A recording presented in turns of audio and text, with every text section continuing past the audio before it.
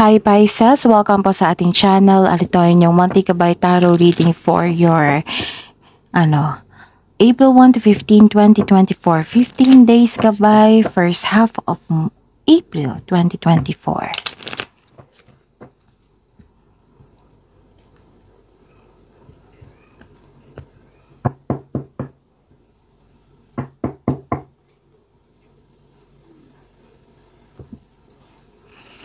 Please be reminded that this is channel reading po, sa maaari kayo makarelate o hindi. Just take what resonates.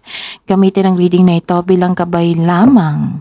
Balik po kayo dito bukas para sa ating daily Gabay Tarot reading. Please like, subscribe, and click the button for notification para updated po kayo sa daily tarot reading natin. Para po sa gusto magpa-reading, maaari nyo po makuha ang link na sa description box po ito. Message lang po ako sa Messenger. Maraming salamat po.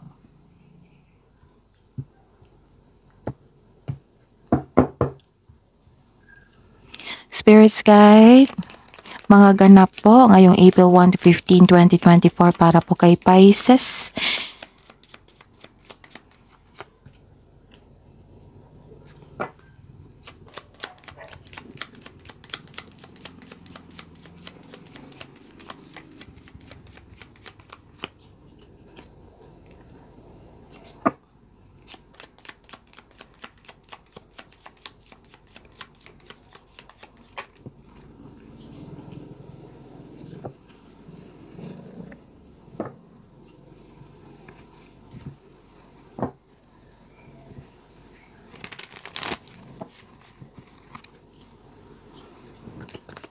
Spirits guys, mga mensahe po para kay Pisces ngayong April 1 to 15, 2024.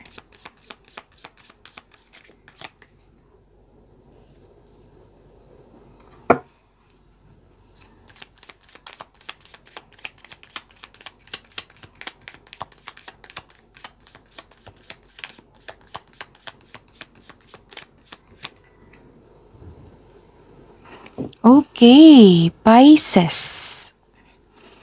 Wow. This is good luck. Nagkaroon ng good luck, good karma, happiness. So this is success. May ganap na nakatadhana sa inyo. Naka-receive kayo ng rewards. This is positive opportunities and things going your way.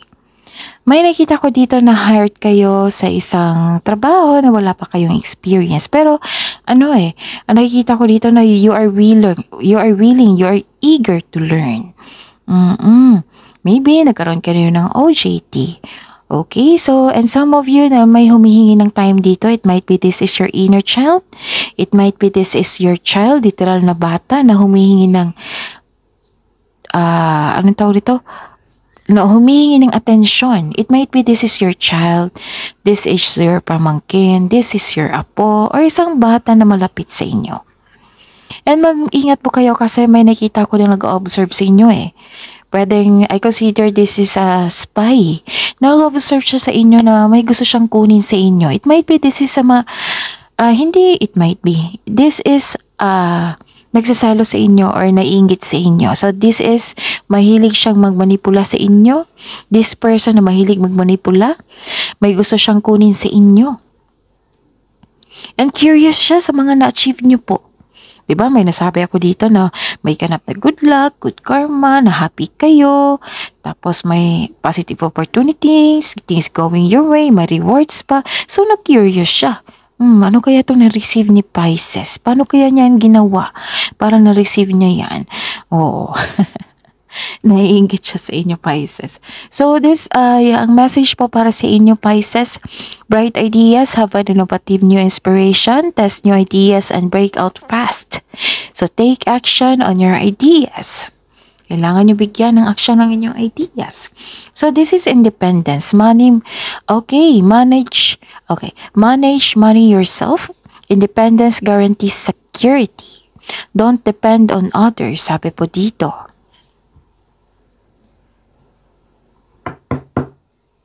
Spirits Guide, ano po ang energy ni Pisces ngayong April 1 to 15, 2024?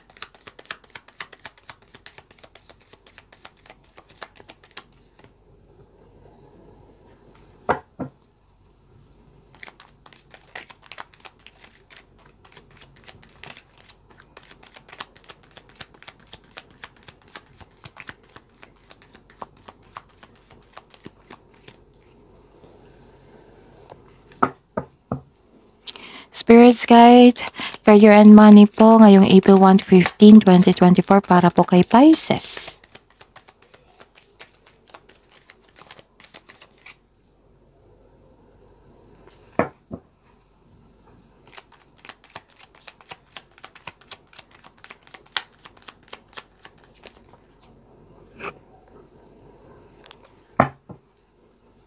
Spirits Guide, Love Life, Self-Love, Partnership, and Romance ni Pisces kayong April 1 to 15, 2024.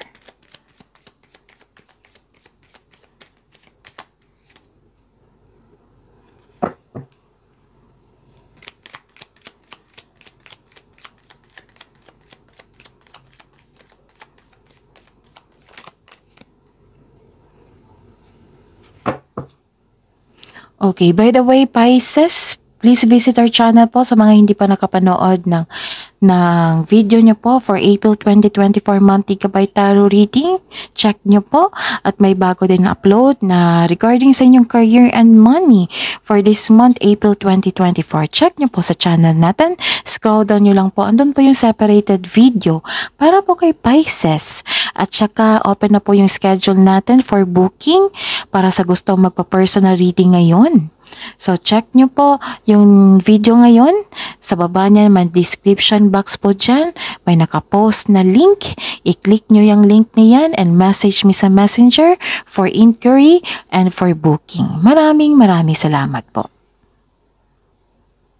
Okay, Pisces. Ngayong April 1 to 15, 2024, may nakita ko ditong confusion. Hindi kayo makapagawa ng desisyon. Siguro nagkaroon ng confusion. Okay, nagkaroon nga ng confusion siguro pa. So, nagkaroon ng confusion, hesitate kayo at nahihirapan kayo sa paggawa ng desisyon.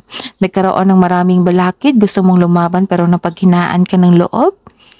Ilan sa inyo mas pinapaniwalaan mo ang mga bagay na hindi naman totoo? So, fact check nyo muna. May nakita ko dito na ma-pride na tao, so may concern kayo sa kanya. May nakita rin akong hindi na nakikinig sa inyong payo. So, magkaroon ng honest conversation, i-address mo yung hurt feelings mo. Para mabigyan din ng solusyon at magkabati na kayo. Okay. Kaya pala. So, nabibigatan kayo magdesisyon, no? Kasi may nakita kong deception, paninin lang dito. Mag-ingat sa ibang tao at bagay. Huwag ibunyag ang lahat ng plano. At maging mapagmasid at mag-ingat sa mataong manloloko, which is the clarification of your card here. May sinungaling, may plastic, may tinatago, may nagbabackstab, may taong hindi ka binibigyan ng halaga, walang pakialam sa iyo, may posibleng paninlinlang at pagsisinungaling, may taong hindi tapat sa inyo, maaring nagsinungaling ka sa sarili mo tungkol sa isang bagay o maaring siya yung sinungaling. Mag-ingat sa isang tao na mahilig magmanipula, which is the clarification of your card here. Na ninanakaw niya ang inyong idea, may gusto siyang kunin sa inyo.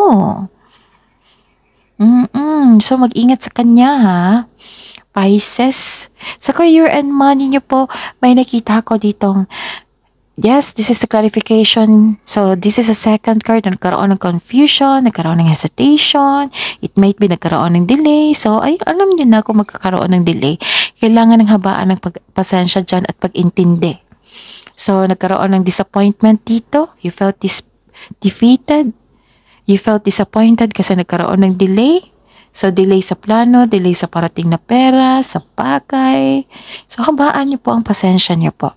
Nagkaroon kayo ng hesitation pag garawin o gawa ng aksyon ng inyong plano o proyekto. Marahil naghahanap ka ng timing o nabigo ka na noon. Kaya ayun, naniniguro ka na hindi ka na magkamali ulit. So, ilan sa inyo ayaw umalis sa comfort zone. And this card asks you to be confident at magkaroon ng confidence. So, this is the clarification of your cards here. At alamin mo kung ano ang pumipigil sa iyo. Take risk. We need to move out from our comfort zone. Success starts with every challenges, not from the comfort zone. So, wag po daw kayong umasa sa ibang tao. Magkaroon ng independence, magkaroon ng confidence, manage yourself, manage money yourself. Independence guarantees security. So, ayun ha, take risk. We need to move out from your comfort zone. So, ayun. Maybe nagkaroon ng hesitation and confusion kasi hindi nasunod ang inyong gusto sa buhay. Hindi nasunod ang inyong desisyon.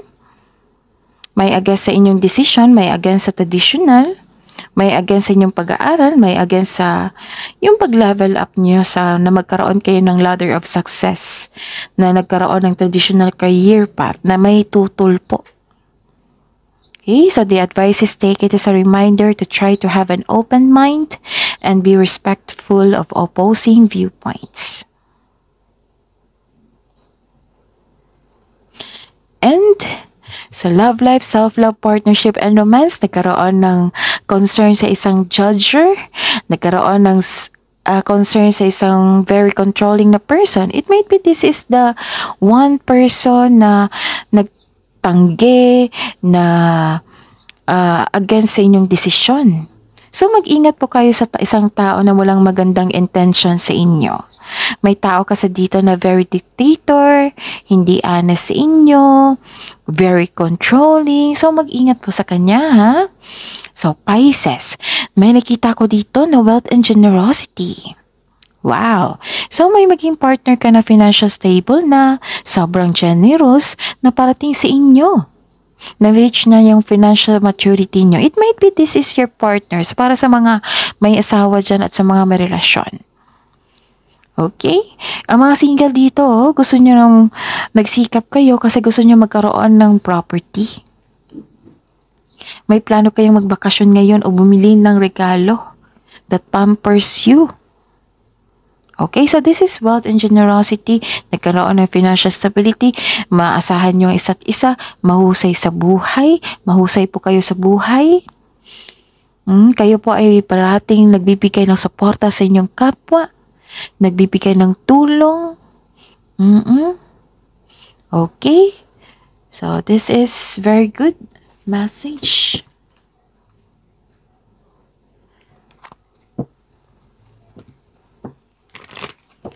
Love message po para sa mga single. Forgive someone. Okay? Forgive someone. Kasi may nagtraidor sa inyo, di ba? So, patawarin mo siya. Patawarin mo siya na pwede mo siyang patawarin through your mind and heart. Para magkaroon kayo ng peace of mind. And challenges. All through soul connections involve challenge that can be overcome together. And observation. Oh, this is the clarification of your card here na mag-observe po daw kayo. Tapos give attention sa kanyang mga sinasabi kasi yung mga sinasabi niya is most likely hindi totoo. So, hindi totoo yung mga sinasabi niya sa inyo kasi hindi siya totoo sa inyo. So, advice, surrender to the divine, surrender your all worries, surrender to the divine. I-pray mo na lang siya na matuto siya sa mga kanyang maling gawain. Huwag nyo lang siyang bigyang pansin kung pwede. Para hindi kayo maapektuhan po. Be careful sa kanya ha, kasi iba tong ugaling tong taong to. So message from Archangel Raziel, seek and you will find, be a wise one. That is your reading, Pisces. For today, for this month, April 1 to 15, 2024, please like, subscribe, and click bell button for notification para updated po kayo sa daily tarot reading natin. Maraming salamat po.